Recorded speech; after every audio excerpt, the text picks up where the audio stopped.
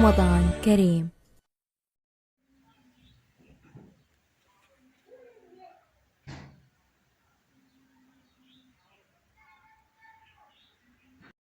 عليكم، كي دايرين؟ لاباس عليكم؟ اموركم مزيان؟ نتمنى يا ربي تكونوا بخير وبصحه جيده وباحوال طيبه يا ربي. كي دايرين مع الصيام؟ كي غادي معكم رمضان؟ ها هو غادي. والله الا كنفرحوا بزاف فاش كيبغي يدخل رمضان، وملي كيمشي ما كنحسوش به الصراحه.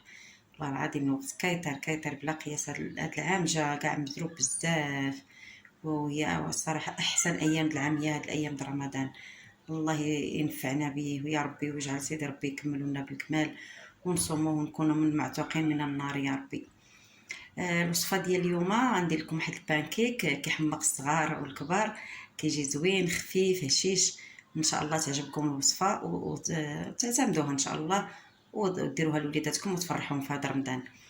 هاد الوصفه كتحتاج منا واحد جوج بيضات كما كتشوفوا، واحد الكويس ديال الحليب، راه بكاس العنبه، غير ديك الكويس راه كيهز لي تقريبا كاس العنبه.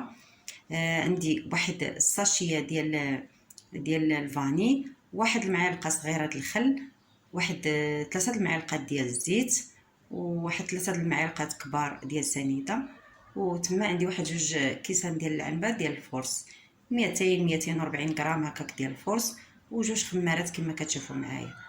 صافي غادي نخلط هاد المقادير هادي ونوريكم الطريقه. تبعوا معايا الفيديو حتى الاخير، وما تنساوش تابوناو في لاشين اللي اول مره كيشوفني. وكنشكر بزاف المتتبعين الاوفياء اللي معايا من حليت القناه. كنشكر الجميع بزاف بزاف على المتابعه ديالكم، ونتمنى هاد الوصفات اللي كنعطيكم تربكم وتجي عند حسن ظنكم، والله يخطيكم عليا. ودابا غادي نبداو الطريقه. عندي هنا شويه ديال الملحه، دائما كنديرها في البول باش ما كننساهاش. ندير هاد جوج بيضات، نزيد عليهم هاد الفاني، واحد الكيس واحد ديال الفاني، وهاد السكر حبيبات 3 المعالق كبار. اللي باغي ينقص الحلاوه ينقص، ماشي مشكل. صافي غادي نخلطهم مزيان تذوب هاد السنيده مع البيض.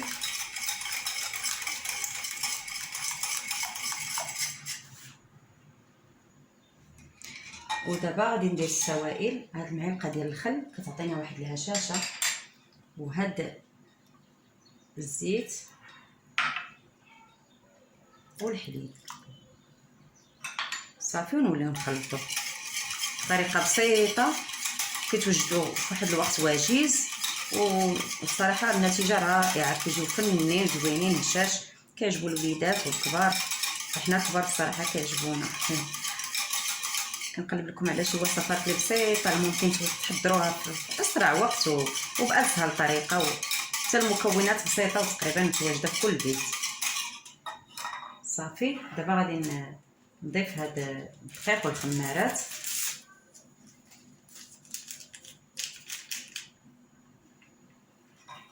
نضيف واحد شويه، واحد الكميه ونص ديال الدقيق، ونزيد عليها جوج خمارات.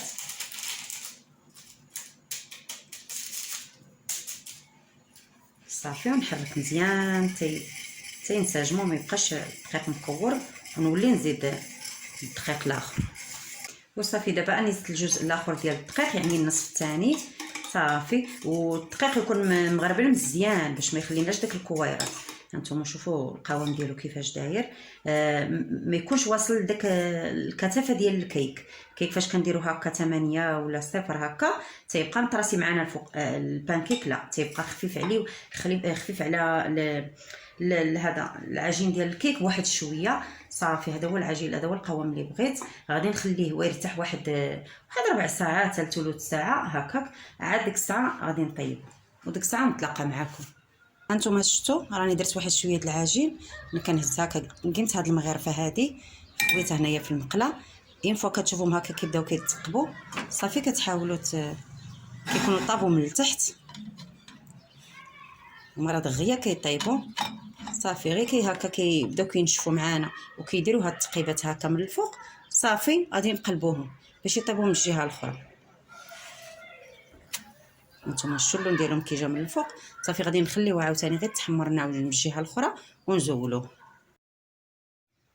وحنا وصلنا لنهاية الفيديو، ولكن النتيجة رائعة الصراحة. فنة كيجيو غزالين وخفاف بحال الريشه.